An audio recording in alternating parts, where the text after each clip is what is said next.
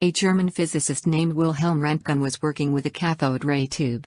Despite the fact that the tube was covered, he saw that a nearby fluorescent screen would glow when the tube was on and the room was dark.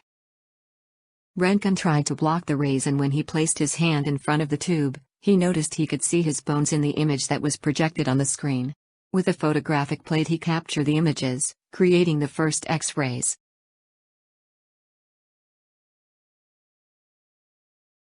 While testing a new vacuum tube, Percy Spencer discovered that a chocolate bar he had in his pocket melted more quickly than he would have expected. He started experimenting by aiming the tube at other items, such as eggs and popcorn kernels. Spencer concluded that the heat the objects experienced was from the microwave energy. Soon after, on October 8, 1945, Raytheon filed a patent for the first microwave.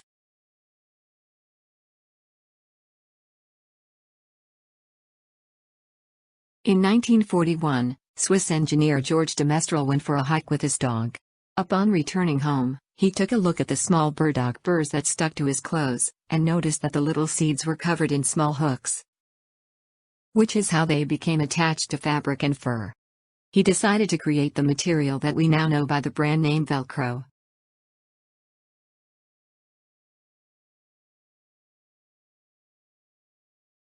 Henri Becquerel tried to expose photographic plates using uranium salts that he hoped would absorb X-ray energy from the sun. He thought he needed sunlight to complete his experiment, but the sky was overcast. Even though the experiment couldn't be completed, he developed the plates and found that the images showed up clear. The uranium had emitted radioactive rays. He theorized and later showed that the rays came from the radioactive uranium salts.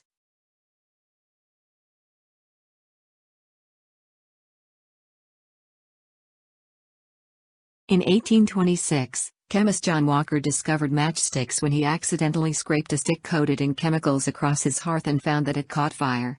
Walker's matchsticks were originally made out of cardboard, but eventually he switched over to using wooden splints and sandpaper.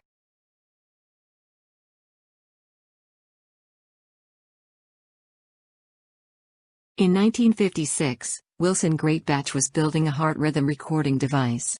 He reached into a box for a resistor to complete the circuitry, but pulled out the wrong one. He installed the ill-fitting resistor and noticed that the circuit emitted electric pulses. Greatbatch thought that electrical stimulation might be able to stimulate the circuitry of the heart if there was some kind of breakdown there. This device made him think it might be possible to create a version to actually provide stimulation.